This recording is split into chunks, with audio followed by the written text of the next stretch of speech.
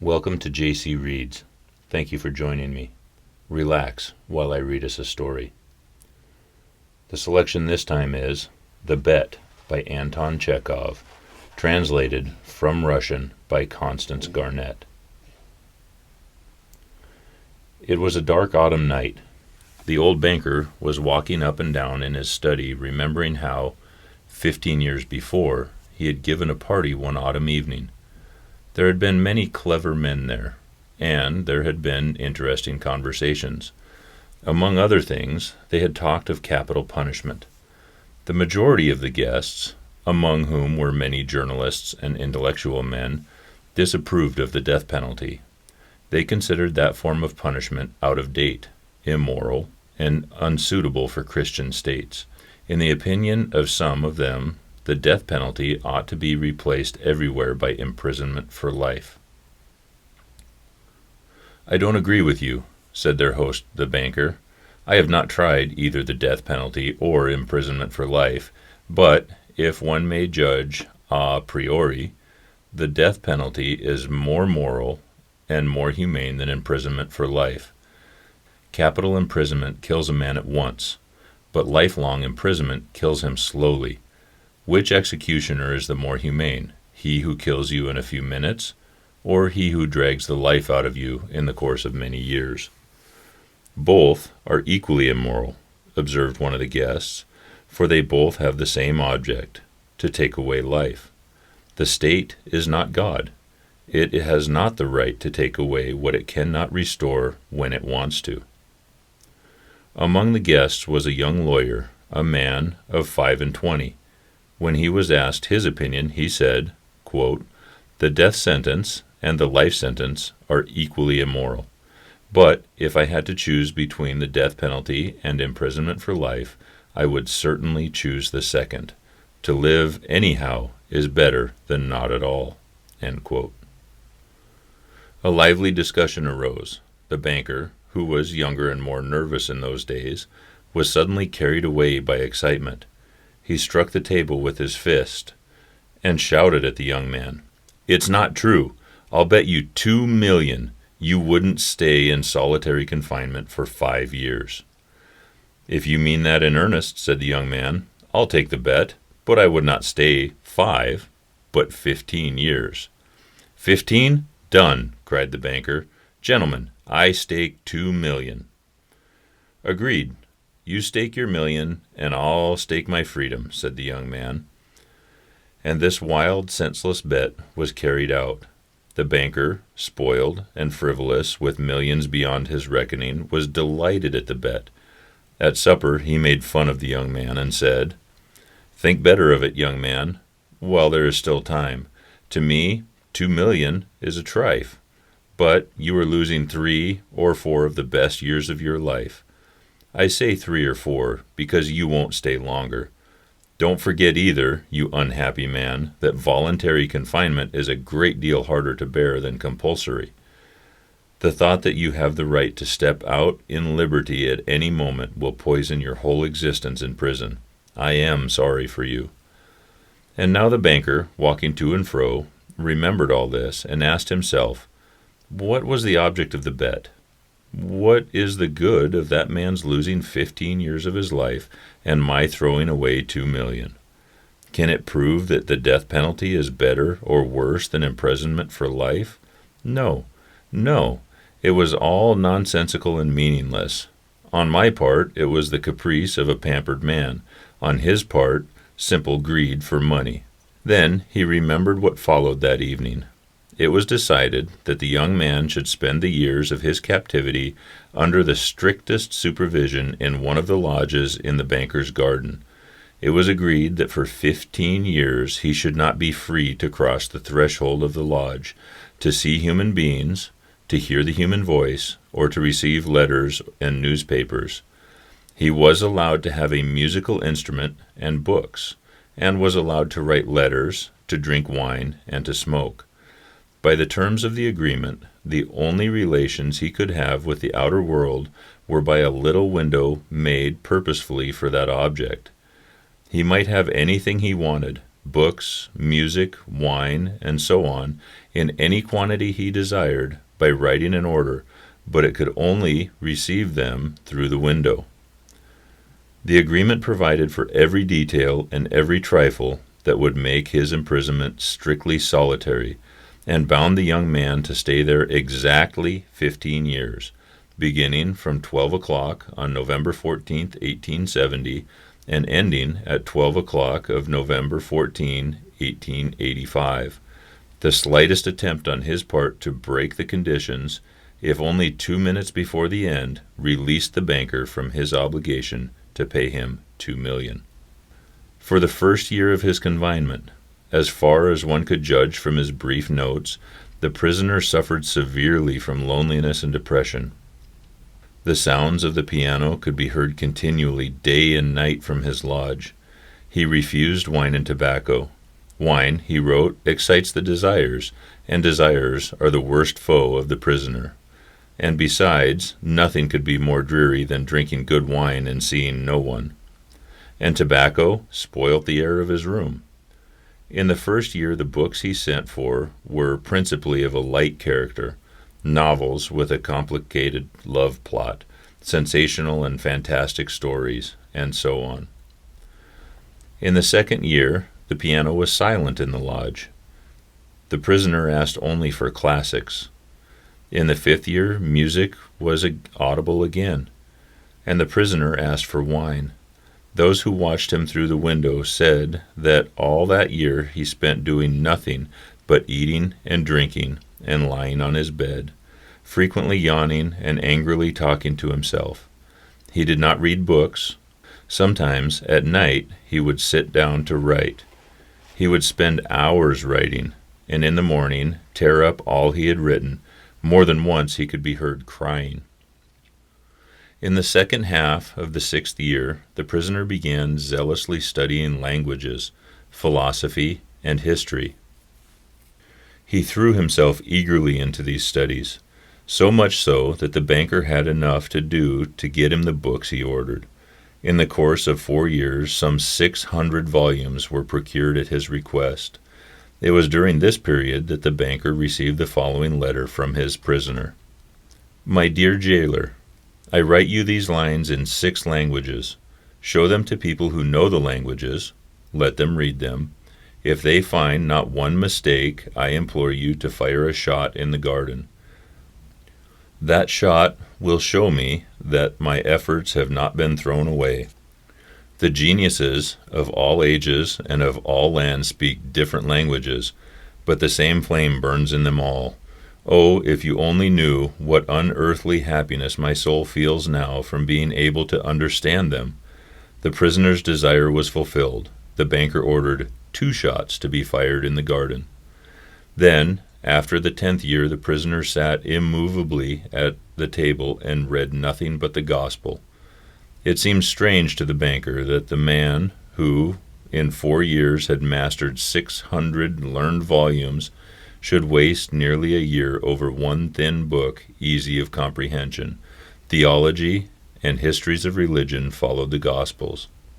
In the last 2 years of his confinement, the prisoner read an immense quantity of books quite indiscriminately. At one time he was busy with the natural sciences. Then he would ask for Byron or Shakespeare. There were notes in which he demanded at the same time books on chemistry and a manual of medicine and a novel and some treatise on philosophy or theology.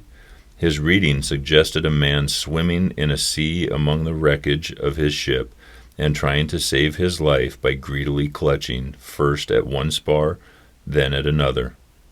The old banker remembered all this and thought, tomorrow at 12 o'clock he will regain his freedom. By our agreement, I ought to pay him $2 million. If I do pay him, it's all over with me. I shall be utterly ruined. 15 years before, his millions had been beyond his reckoning. Now he was afraid to ask himself which was greater, his debts or his assets. Desperate gambling on the stock exchange, wild speculation, and excitability which he could not get over even in advancing years, had by degrees led to the decline of his fortune, and the proud, fearless, self-confident millionaire had become a banker of middling rank, trembling at every rise and fall in his investments. "Cursed bet," muttered the old man, clutching his head in despair. "Why didn't the man die? He is only 40 now.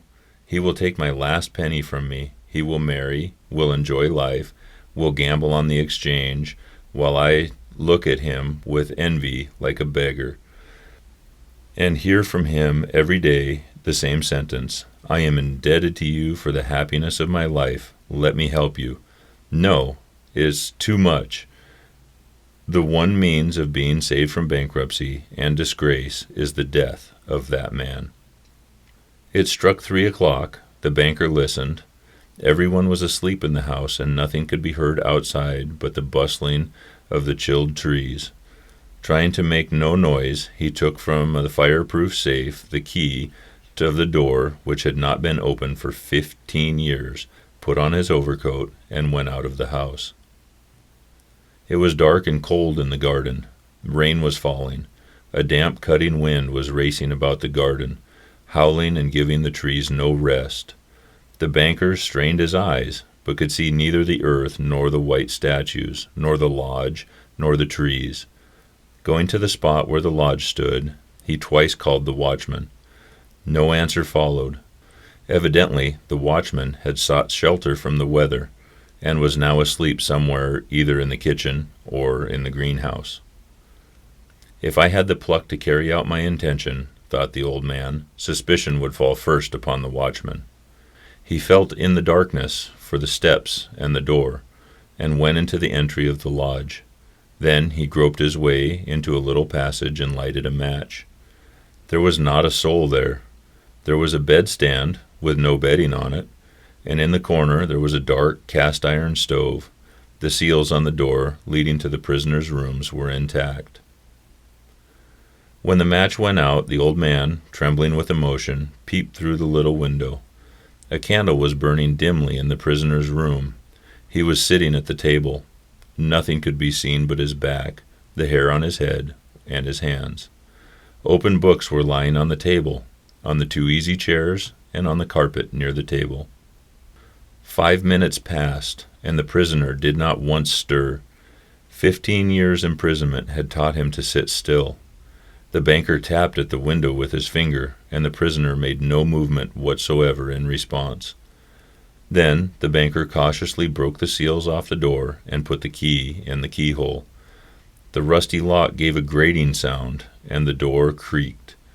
The banker expected to hear at once footsteps and cry of astonishment, but 3 minutes passed, and it was as quiet as ever in the room. He made up his mind to go in. At the table, a man, unlike ordinary people, was sitting motionless. He was a skeleton, with his skin drawn tight over his bones, with long curls like a woman's, and a shaggy beard. His face was yellow with an earthly tint in it.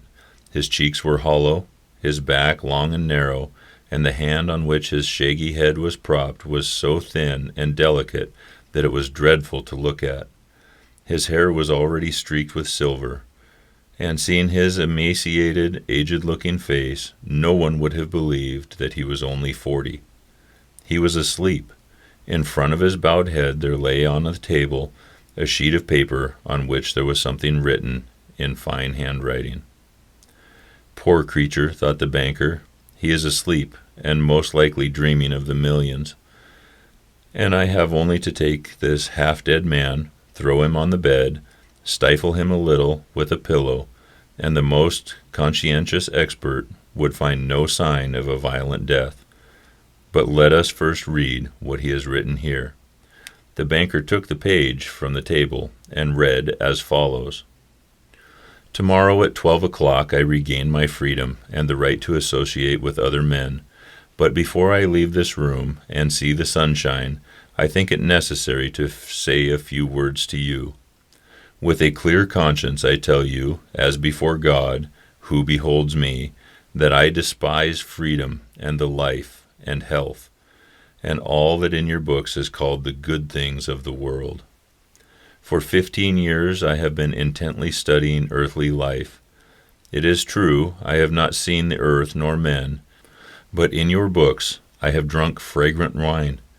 I have sung songs. I have hunted stags and wild boars in the forest, have loved women, beauties as ethereal as clouds, created by the magic of your poets and geniuses, have visited me at night and have whispered in my ears wonderful tales that have set my brain in a whirl. In your books, I have climbed to the peaks of Elburz and Mont Blanc, and from there I have seen the sun rise and have watched it at evening flood the sky, the ocean, and the mountain tops with gold and crimson. I have watched from there the lightning flash over my head and cleaving the storm clouds. I have seen green forests, fields, rivers, lakes, towns. I have heard the singing of the sirens and the strains of the shepherds' pipes. I have touched the wings of comely devils who flew down to converse with me of God. In your books I have flung myself into the bottomless pit, performed miracles, slain, burned towns, preached new religions, and conquered whole kingdoms. Your books have given me wisdom. All that the unresting thought of man has created in the ages is compressed into a small compass in my brain. I know that I am wiser than all of you, and I despise your books. I despise the wisdom and the blessings of this world. It is all worthless, fleeting, illusory, and deceptive, like a mirage. You may be proud, wise, and fine, but death will wipe you off the face of the earth as though you were no more than mice burrowing under the floor, and your posterity, your history, your immortal geniuses will burn or freeze together with the earthly globe. You have lost your reason and taken the wrong path. You have taken lies for truth and hideousness for beauty. You would marvel if, owing to strange events of some sorts, frogs and lizards suddenly grew on apple and orange trees instead of fruit, or if roses began to smell like a sweating horse. So I marvel at you who exchange heaven for earth. I don't want to understand you. To prove you in action now, I despise all that you live by. I renounce the 2,000,000 of which I once dreamed of as a paradise, and which I now despise. To deprive myself of the right of the money, I shall go out from here 5 hours before the time fixed, and so break the compact. When the banker had read this, he laid the page on the table, kissed the strange man on the head, and went out of the lodge weeping. At no other time, even when he had lost heavily on the stock exchange, had he felt so great contempt for himself.